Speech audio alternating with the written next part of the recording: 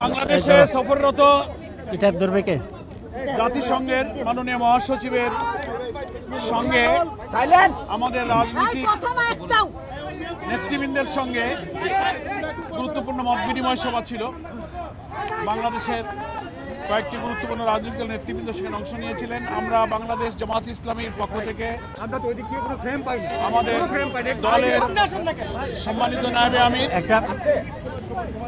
সৈয়দ আব্দুল্লাহ মোহাম্মদ তাহের এবং আমি মিয়া গোলাম পরওয়ার, আমরা দুই সদস্যের প্রতিনিধি এখানে অংশ নিয়েছিলাম। সেখানে কিছু গুরুত্বপূর্ণ বিষয়ে আলোচনা হয়েছে। ডক্টর তাহের ভাই আমাদের ডেলিগেশন নেতৃত্ব দিয়েছিলেন। সে সম্পর্কে সংক্ষিপ্ত ব্রিফ করবেন আমাদের সম্মানিত নায়েবে আমির ডক্টর আব্দুল্লাহ মোহাম্মদ তাহের। আপনারা জানেন যে জাতিসংঘের মহাসচিব বাংলাদেশ সফর করছে এবং উনি গতকাল রোহিঙ্গা রিফিউজি ক্যাম্পে গিয়েছিলেন। আজকে আমাদের কনসেনসাস কমিটি যেটা আছে তার সাথে এবং বাংলাদেশের নেতৃস্থানীয় রাজনৈতিক দলগুলোর সাথে বসেছেন।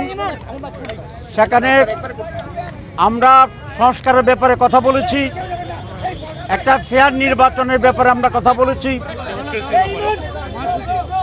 টেকসই গণতন্ত্রের ব্যাপারে আমরা কথা বলেছি এবং জাতীয় ঐক্যের ব্যাপারে আমরা কথা বলেছি।